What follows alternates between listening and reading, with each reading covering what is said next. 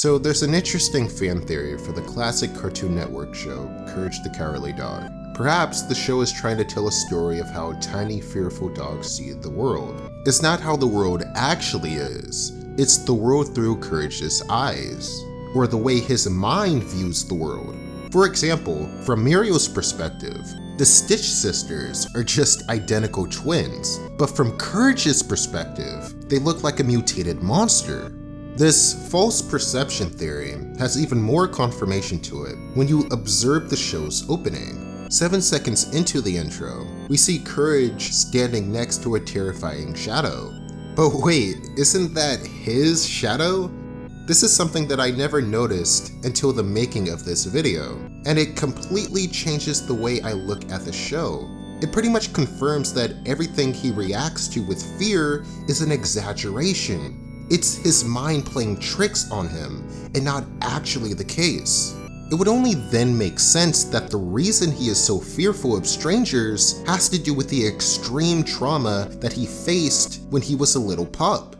The second to last episode of Courage the Cowardly Dog provides some context and a neat explanation as to why he is so fearful all the time. This might be the darkest episode in the series based on the flashback alone, if not the saddest, definitely.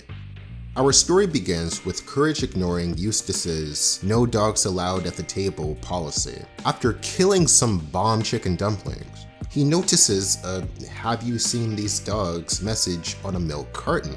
This changes his mood completely and gives him PTSD flashbacks. We are then taken into Courage memories where we see him playing with his real parents. After getting his head stuck in a fence, he is taken to a vet.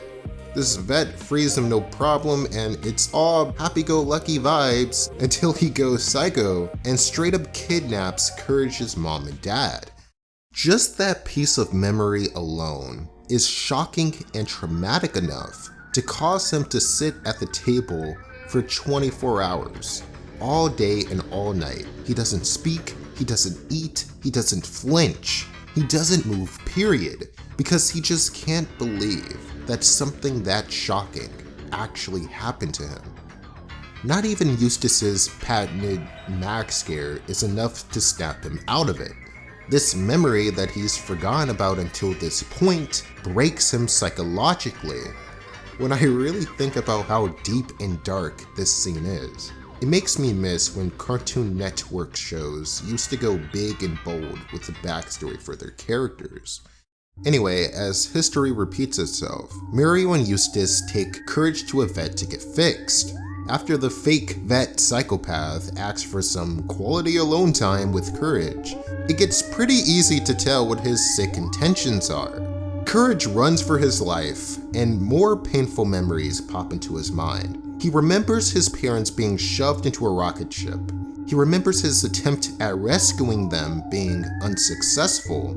He remembers watching his parents blast off into outer space, and that being the last time he's ever seen them. Present Courage fears he's going to witness the same torture his parents went that tragic day.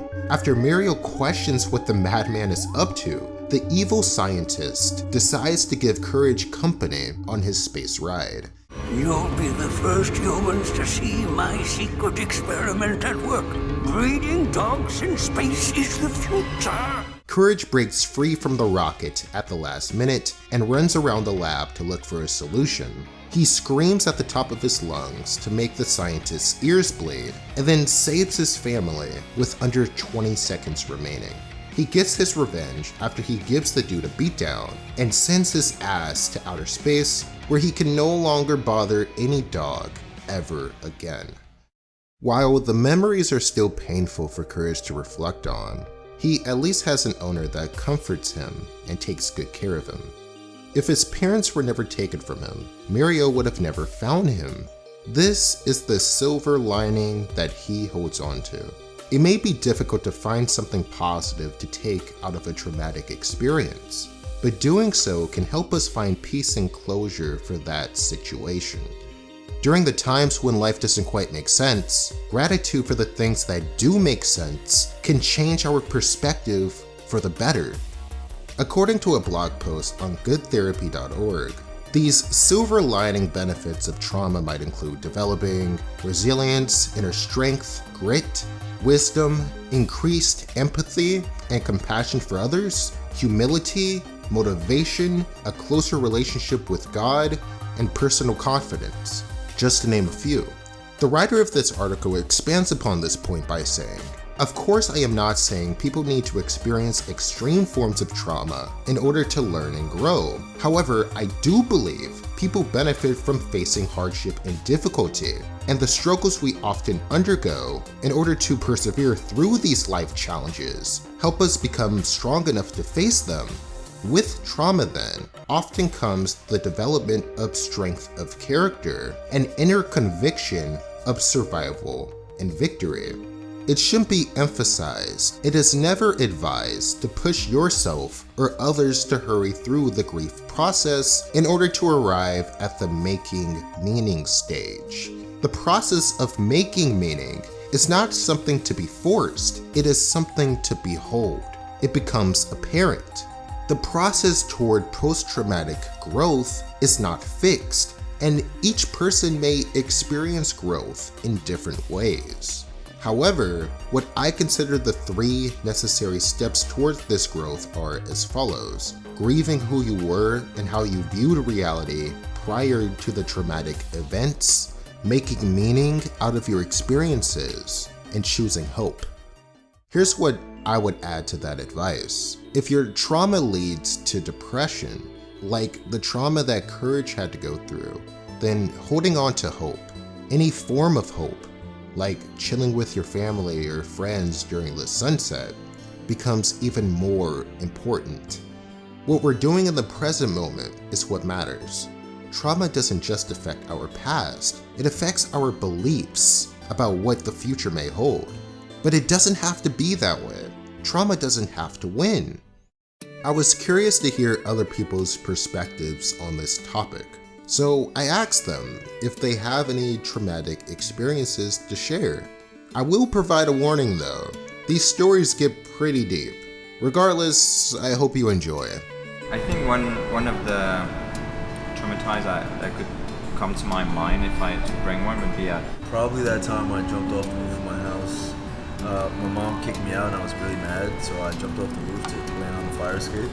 And we lived on like 10 floors up, so if I would have missed, that's 10 floors down. But I didn't even care.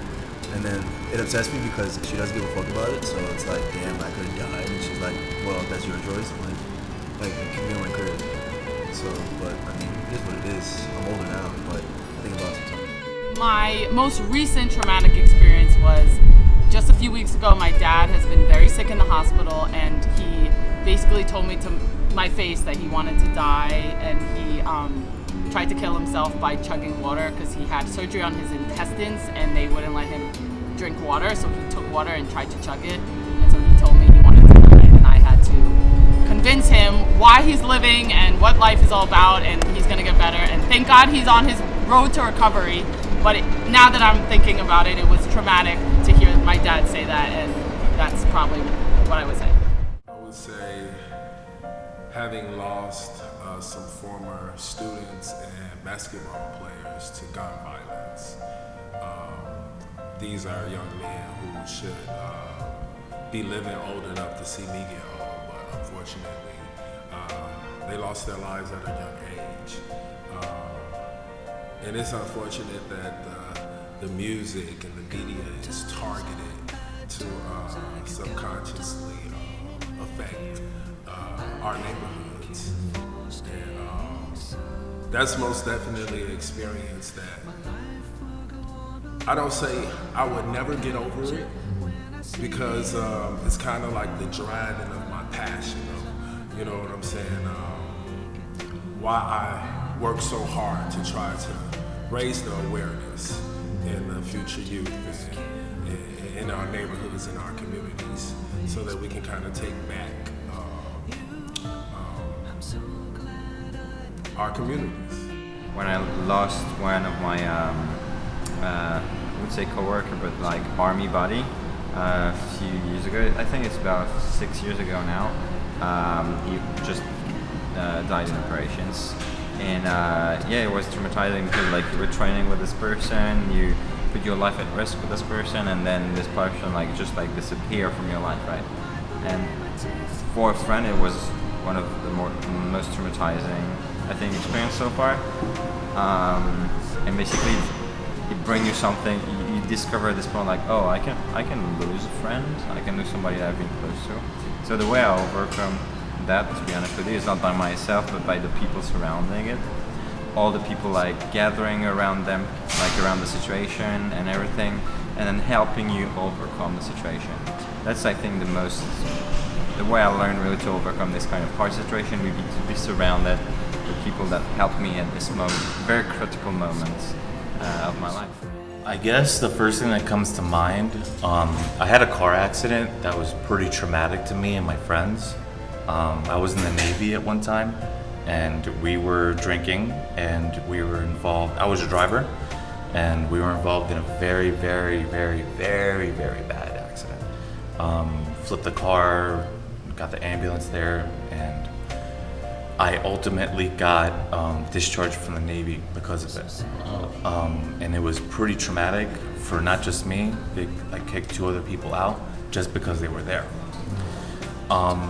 I kind of can say that I overcame it just because I didn't realize how much of an importance it was to be very, very, very coherent while you're driving. In New York, you really don't have to worry about that much because everyone can take the train and stuff like that. But I realized, hey, like when you're behind the wheel, take care of yourself because not just you and others are relying on it. During that time. A lot of drugs. Nah, I'm joking actually. But I don't know. I really can't say. Probably people. Talking to people that love me. Really? Just being distracted. I probably didn't handle it very well. Yeah. Seeing the fruit of my labor. So just having old students who come back who now have their own businesses and raising their own families who've made it through the neighborhoods that had the gun violence.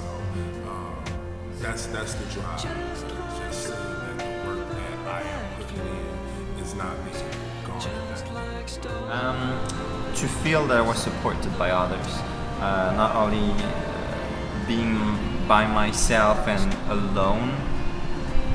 This would have destroyed me to be alone by myself and feel like I was alone in the situation, but having other, basically my army buddies, they were here feeling the same pain, and we were all expressing like the same pain, the same loss, and we were just supporting each other.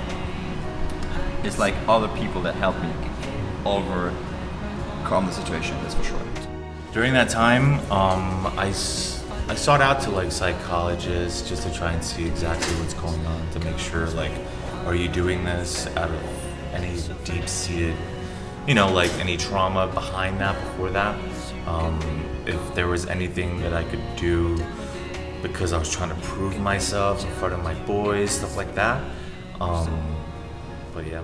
What is your advice to people who have gone through the same thing you did? Breathe. Just breathe. Tomorrow's coming. It's gonna be a better day. That's it. Do whatever makes you feel good. Like, I like to be active, so stay active. Don't stay in bed, like get up. You don't have to talk about it. I don't like talking about it. I just like to just push it away. I don't know. I should go to therapy, really. That's one thing. You should do that. We should all do that. We all need. But how do you find a therapist? It's a process, and insurance, Okay.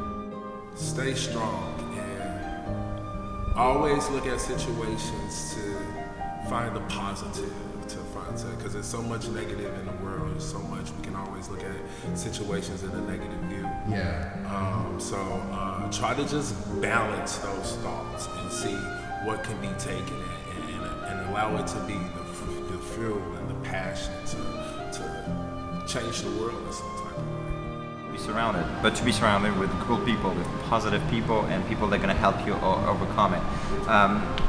In some other situation, I've been surrounded with people that was negative about it, that would be drown me down. But like having the mind to surround yourself by people that could elevate you, push you out of the situation, but being around others is what helped me, like, during all of these hard situations. What I will leave you with is to never underestimate the power of family. Without a family, Courage would have never been able to cope with that shocking image of witnessing his parents blast off to outer space, and how powerless he felt in that moment. It might be what motivates him to protect his owners.